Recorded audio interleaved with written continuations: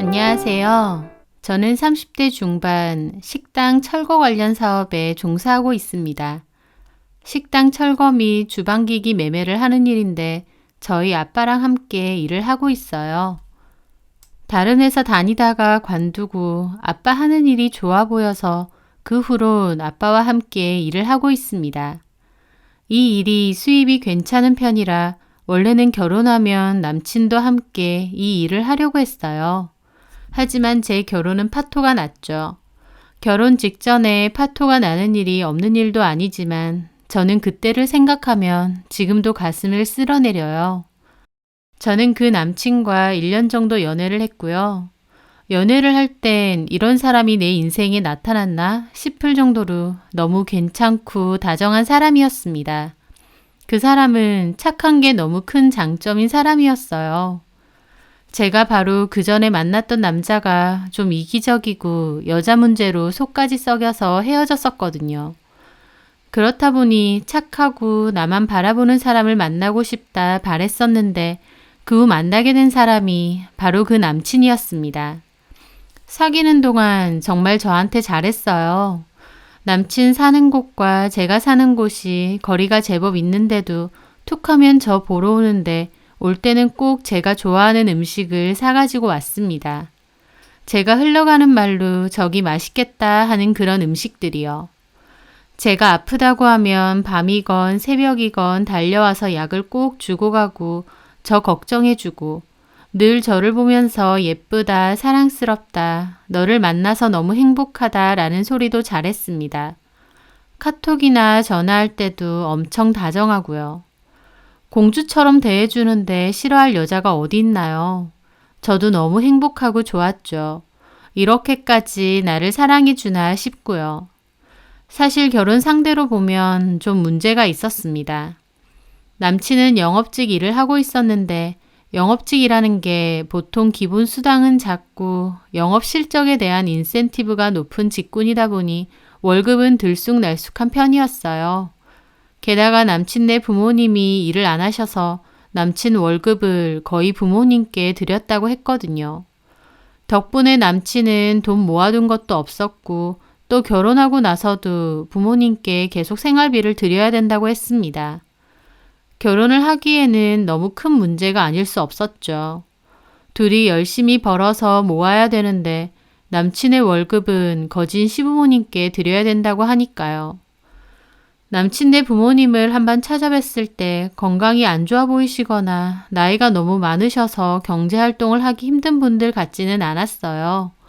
하지만 남친은 겉보기만 괜찮지 이래저래 아픈 곳이 많으셔서 일하시기가 힘들다고 하더라고요. 저에게 너무너무 잘해주지만 조건으로 보면 참 별로였던 그 남자. 하지만 그럼에도 저는 괜찮았어요. 아버지가 함께하는 제 사업도 벌이가 나쁘지도 않았고 또 결혼에 있어서 사람이 제일 중요하다는 생각이 있었거든요. 저희 부모님도 마찬가지시고요. 돈이야 있다가도 없는 거고 또 없다가도 있는 건데 사람이 괜찮아야 하고 또 저랑 잘 맞고 사랑하는 마음이 있는 게 가장 중요했죠. 저희 부모님도 남친이 저에게 지극정성인 것을 아시기에 조건이 좀 부족해도 결혼에 반대는 없으셨어요. 또 제가 하는 사업이 괜찮다 보니 남친도 제가 버는 수익을 알게 되고부턴 자기도 결혼하면 지금 다니는 직장 관두고 일을 같이 하는 게 어떻겠느냐 물어보더라고요. 저는 그것도 괜찮을 것 같다고 했습니다. 신혼집은 저희 엄마가 저 나중에 결혼하면 들어가 살라고 분양을 받아두신 게 있었어요. 그때 당시에는 완공을 몇 개월 앞뒀고요. 그래서 그 아파트가 완공된 이후로 결혼 날짜를 잡아 결혼을 하기로 했었습니다. 그렇게 결혼 날짜를 잡은 후에 천천히 결혼 준비를 하게 되었어요. 바쁘면서도 참 행복했습니다. 그런데 준비 기간에 남친에게서 정말 생각지도 못한 말을 들어야 했습니다. 남친이 하루는 술을 한잔 하자며 해야 될 얘기가 있다고 하더라고요. 좀 심각해 보이길래 무슨 일일까 궁금해하며 듣게 되었는데 남친이 한다는 소리가 실은 나 예전에 결혼한 적이 있어. 라는 겁니다. 저는 너무 놀랐습니다. 뭐라고? 결혼? 6개월도 안 돼서 이혼했어. 그냥 젊은 날의 실수 같은 거? 남친은 그렇게 말했지만 저는 너무 충격이었죠. 게다가 그런 이야기를 왜 이제서야 하나 싶기도 하고요. 아니, 나 너무 당황스럽네. 그럼 나랑 지금 하는 게 재혼인 거고 엄청 중요한 이야기인데 왜 여태껏 아무 말 안 했던 거야? 제 말에 남친은 막 괴로운 표정을 지으며 미안해 하더라고요. 미안해. 몇 번이나 말하려고 했는데 내가 이 말을 하면 서윤이 네가 도망갈 것 같았어. 너를 진짜 놓치기 싫었거든. 그래서 본의 아니게 속이게 된 건데 너무 힘들었어, 나도. 저는 속이 타들어 가더라고요. 그냥 연애 몇 번 한 게 아니라 결혼을 했었다니요. 게다가 그런 사실을 저에게 속였다니요.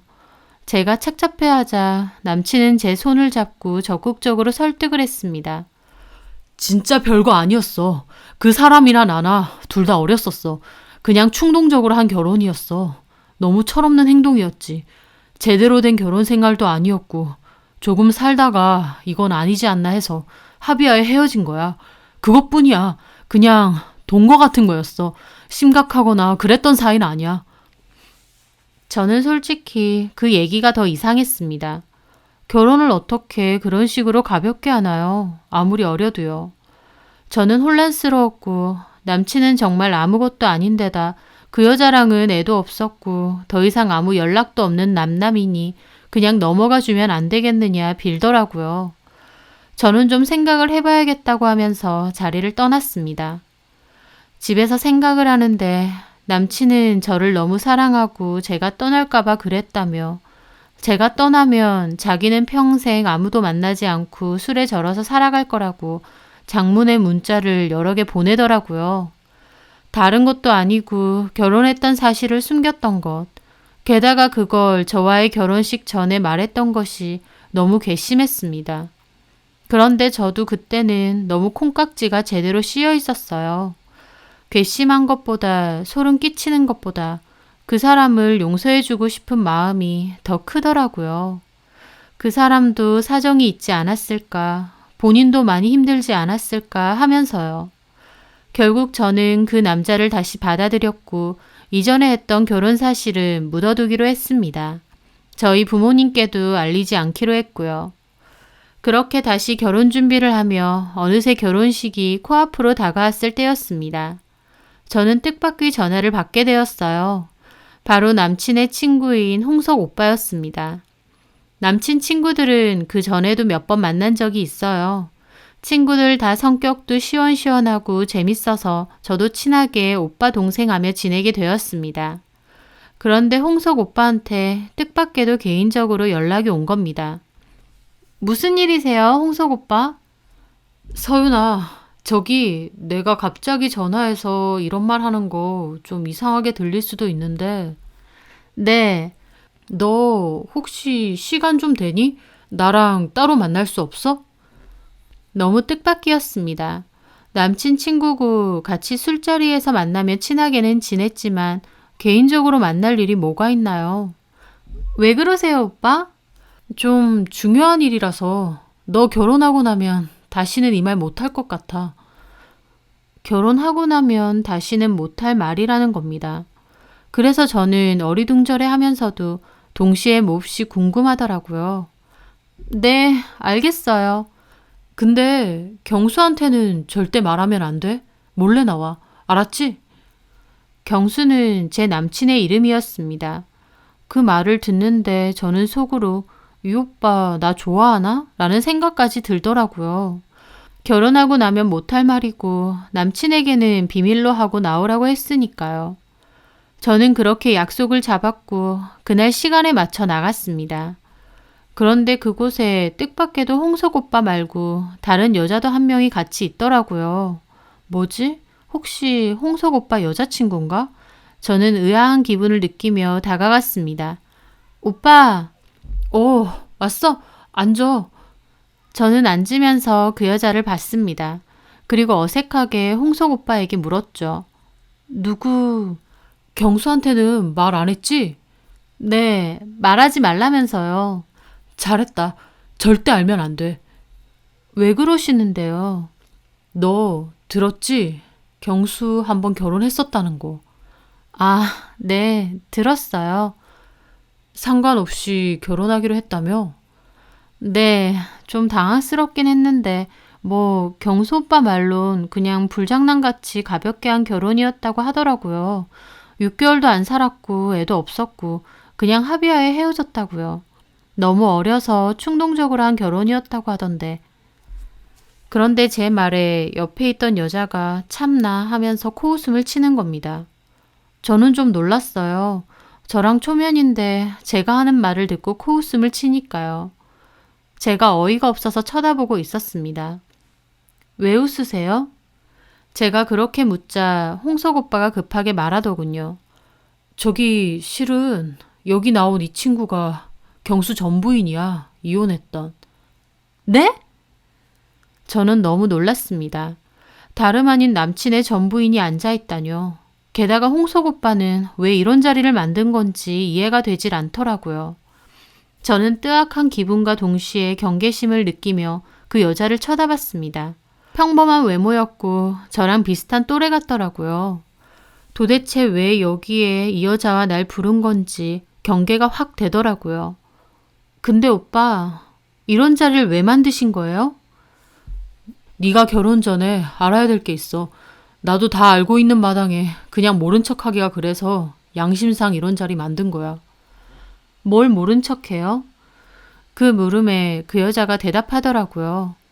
솔직히 이혼 후에도 여기 있는 홍석 씨랑은 가끔씩 연락하고 지냈어요.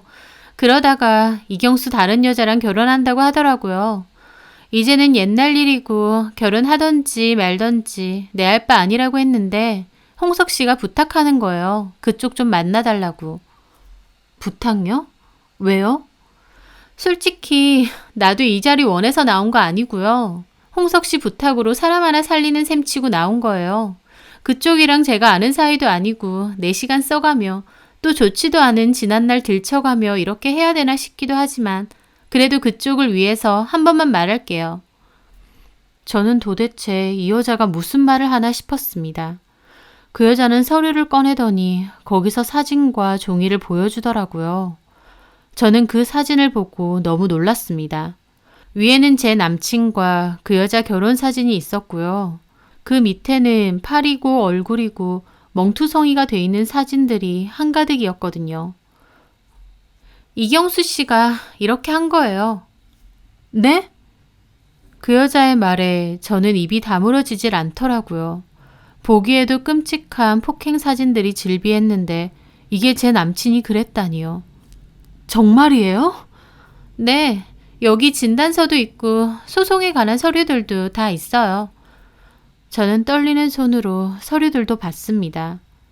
이혼 위자료 소장에는 남편의 지속적인 폭력에 의해 큰 피해를 받았다는 내용이 있더라고요. 소장에 있는 남편 이름은 이경수 맞고요. 정신과 진료 내역서도 있고 폭행에 관한 진단서도 다 있었습니다. 이경수 엄청 잘해주죠? 완전 다정하고 하루가 멀다 하고 만나러 오고 제가 좋아하는 거 다 기억해서 선물해주고 네가 제일 이쁘다, 사랑한다, 너 없으면 안 된다 입에 발린 소리도 엄청 하죠? 그 여자의 말에 저는 멍해지더라고요. 제가 다 남친에게서 좋다고 생각했던 부분들이니까요. 결혼 전에 저도 엄청 좋다고 생각했어요. 다정하고 착하고 솔직히 다른 건 볼 건 없어도 사람 하나 너무 착하고 진솔돼 보이잖아요. 그래서 결혼까지 한 거였어요. 그런데 결혼하고 나니 완전 180도 다르던데요. 소리 지르고 물건 던지고 지 기분 나쁘면 손 찌검하고 그래놓고 또 미안하다 하고 아주 가관이었어요. 때려놓고 다음날 무릎 꿇고 미안하다 비니까 용서해줬는데 얼마 안 돼서 또 그러고 진짜 지옥 같았죠. 이혼하자고 하니까 저 죽일 거고 저희 부모님까지 가만 안 둘 거라고 협박해요. 그것뿐인 줄 아세요? 그 집 부모도 보통 아니에요. 아들 월급 다 갖고 가는 것도 모자라서 시집살이 장난 아니고요. 저한테까지 돈 내놓으라고 협박해요. 돈 없다고 못 준다고 했다가 이경수 아버지한테 맞을 뻔한 적도 있어요. 그 시어머니도 저한테 막말하고 폭언하고 그 집이 그런 집이에요.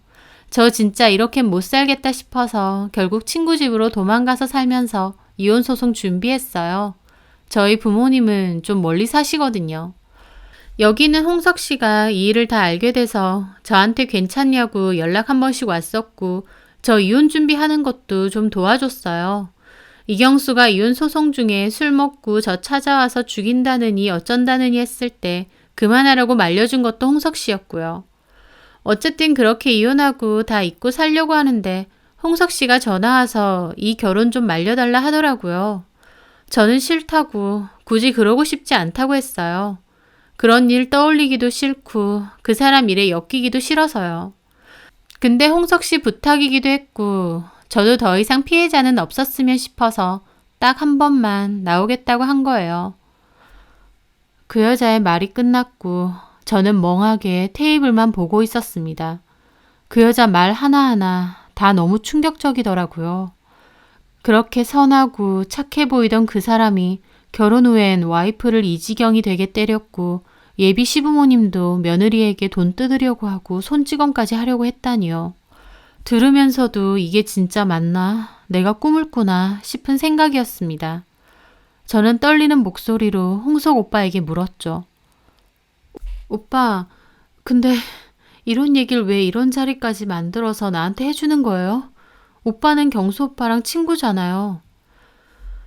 홍석 오빠는 한숨을 쉬며 말하더라고요. 맞아. 나 경수랑 친구고 처음 결혼했을 때 이런 일이 있는지 꿈에도 몰랐어. 그러다가 나중에 여기 있는 지연 씨한테 듣게 되면서 다 알게 된 거야. 나도 그 후에 경수한테 진심으로 화도 내고 뭐라고 했었어. 근데 경수도 지난 날을 정말 많이 후회하더라고. 그래서 경수가 이제 정신 차리고 안 그럴 줄 알았거든. 근데 너랑 결혼한다고 준비하는데 하루는 술 마시면서 그러는 거야. 네가 마음에 안 드는 부분이 좀 있는데 결혼 파토 날까봐 지금은 말 못하고 참고 있다고. 하지만 결혼하면 두고 보자고. 그 말을 듣는데 나도 소름이 끼치더라고. 아, 이 새끼 반성한 거 아니구나. 다시 결혼하면 와이프 때리고 그럴 인간이구나. 그러면서 네가 걱정되는 거야. 모른 척 할 수도 있겠지. 경수는 내 친구고 경수 일인데 내가 관여할 일이 아닐 수도 있어.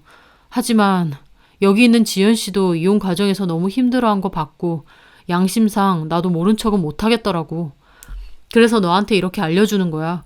선택은 네가 해야겠지만 최소한 내가 알고 있는 건 너한테 알려주는 게 맞겠다 생각해서. 지금 생각해보면 정말 고마운 사람들이었습니다. 하지만 그때 당시엔 그런 얘기를 듣는 게 너무 혼란스럽고 괴롭기만 하더라고요. 저는 일단 생각을 정리해야겠다며 그 자리를 떠났어요. 그리고 집에 가서 생각해봤죠. 결혼식 앞두고 갑자기 전에 결혼한 적이 있다는 사실을 밝힌 것부터 홍석 오빠가 전해주는 말과 전부인이라는 그 여자의 말까지 아무리 생각해도 이건 아니다 싶었습니다. 생각하고 또 생각하니 약간 정신이 드는 것 같더라고요. 내가 속아도 단단히 속았구나 싶고요. 그제서야 콩깍지가 벗겨지는 기분이 들면서 내가 뭘 보고 그런 남자랑 결혼까지 하려 했나 싶더라고요.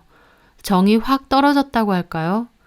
사실 과거에 결혼한 적이 있었다는 사실을 숨겼던 그때부터 저도 어느 정도 이 결혼이 맞는지 긴가민가 했던 것 같아요. 마음속으로는 뭔가 찜찜함도 있었던 것 같고요. 그러다가 이 일을 계기로 완전 정이 다 떨어진 거였죠. 결국 헤어질 거라고 결심은 했어요. 결혼식을 코앞에 둬서 취소해야 될 것도 많았지만 문제는 그런 게 아니었습니다. 제가 헤어지자고 했을 때 남친이 돌변해서 난리치는 게 아닐까 그게 걱정되더라고요. 저는 며칠 고민을 했어요. 그러다가 홍석 오빠에게 전화를 해서 도움을 구했죠. 그 오빠는 제가 헤어지기로 했다니 잘 생각한 것 같다며 이경수 그놈은 혼자 살아야 될 인간이라고 하더라고요. 저는 그 오빠에게 헤어지고 싶은데 해코지 당할 것 같다고 했는데 홍석 오빠가 방법을 알려주더라고요. 제 입에서 말고 경수 입에서 헤어지자는 소리가 나오게끔 하라더군요. 남친이 툭 하면 친구들한테 처가댁 사업 잘 되고 자기도 처가덕 좀 볼 거라고 했었대요. 그러니까 그 사업에 문제가 생겼다는 식으로 말하면서 돈 문제 얘기를 해보라는 거였죠. 저는 알겠다고 했고 남친에게 연락해서 말했죠. 홍석 오빠의 조언대로 아버지 사업에 문제가 크게 생겨서 집까지 넘어갈 위기다. 우리가 들어가기로 했던 그 집에서 우리 부모님까지 다 같이 살아야 될 것 같다고 말이죠. 실제로는 좀 더 구체적으로 심각하게 말했어요. 훌쩍이기도 했고요. 그래서인지 남친도 심각하게 듣는 것 같더라고요. 그러면서 아버님 사업에 그렇게 큰 문제가 생겼냐 다시 묻길래 저는 사업 자체를 다른 사람에게 넘겨야 될 수도 있다고 했습니다. 남친은 한숨만 푹푹 쉬더라고요. 그러면서 제가 덧붙인 말이 혹시 6천만 원 정도 대출을 내줄 수 있느냐 했습니다. 남친은 그렇게 큰 돈을 어떻게 대출을 내느냐고 펄쩍 뛰었고 저는 집 사정이 안 좋으니 꼭 알아봐 달라고 했습니다. 남친도 알겠다며 일단 전화를 끊더라고요. 그 후 어떻게 됐느냐고요? 남친은 저를 찾아와서 진지하게 저희 집 문제에 대해 몇 번이나 물어봤고 저는 연락하거나 만날 때마다 돈 얘기를 하며 앓는 소리를 했습니다. 나랑 결혼하고 싶다면 돈 좀 구해달라고요. 제 남친 그렇게 저 좋다고 저만 있으면 된다고 하더니 제가 돈 얘기를 자꾸 꺼내니까 갈수록 표정도 엄청 안 좋고 짜증도 엄청 내더라고요. 급기야는 목에 핏대까지 세우면서 짜증을 내는 겁니다. 자기가 돈 나오는 자판기인 줄 아냐면서요. 그때 그 남자가 그렇게 화내는 거 처음 봤네요. 순식간에 눈이 도는데 좀 무섭더라고요. 남친은 저한테 왜 말을 바꾸냐고 고래고래 소리를 질렀고 너네 부모는 신혼집도 해준다고 해놓고 이제 와서 못 해준다 하면 결혼하지 말라는 거냐고까지 하더라고요. 저희 부모님한테 친부모님처럼 잘할 거라고 할 땐 언제고 돈 얘기 나오니까 너네 부모라고 하면서 바로 화를 내는데 와, 이 인간 진짜 아니구나 싶었습니다. 아무리 제가 거짓말로 하는 거지만 남친의 그 반응을 보니 진짜 정 떨어지더라고요. 그렇게 말다툼도 몇 번 했고 제가 그 와중에도 끈질기게 돈 좀 빌려달라 우는 소리를 했어요. 그랬더니 결국 우리 결혼 없던 일로 하자 라더군요. 돈 문제 때문이 아니라 제 태도 때문에 결혼 못하겠대요. 자기를 돈줄로 보고 저희 집이 결혼을 빌미로 자기를 속인 것 같아서 너무 기분 나쁘대요. 진짜 어이없더라고요. 돈도 없으면서 무슨 돈줄인가 싶었지만 어쨌든 헤어지자고 하니 이제 됐다 싶었습니다. 저는 좀 매달리는 척 하다가 알겠다고 하고 결국 끝을 냈어요. 결혼식이며 신혼여행에 관한 비용에 대해선 전액 환불까진 못 받았지만 그래도 괜찮았어요. 잘못된 결혼으로 마음고생할 바에야 차라리 돈을 좀 치르고서도 끝을 내는 게 나으니까요. 저도 헤어지려고 해보니 이 남자의 진짜 모습을 좀 알겠더라고요. 저는 그 후 홍석 오빠를 통해 그 여자분 연락처를 알아내서 진심으로 고맙다고 했습니다. 결혼이 깨진 것 자체는 좋은 일이 아니지만 그래도 그쪽에서 용기 내서 말해줘서 그 남자의 진짜 실체를 알 수 있었다고요. 그 여자도 자기도 괜한 짓 한 거 아닐까 고민 많았는데 저보고 현명한 선택했다고 응원해 주더라고요. 자기는 이혼 후에도 정신과를 2년 가까이 다녔다면서 정말 힘들었다고 하면서요. 그 정도로 힘들었는데 얼굴도 모르는 저를 위해 그렇게까지 해준 게 너무 고맙더라고요. 입으로는 달콤한 말을 하며 다정하게 친절하게 굴었지만 완전 시커먼 속내와 무서운 두 얼굴을 가지고 있었던 그 남자. 이렇게라도 인연을 끝내게 되어서 참 다행이기도 하고 또 하늘이 도왔다고 생각합니다. 그런 만큼 저도 제 인생에 집중하며 또 기회가 되면 다른 사람들도 도와가며 열심히 살아야겠다 싶습니다. 제 사연 들어주셔서 감사합니다.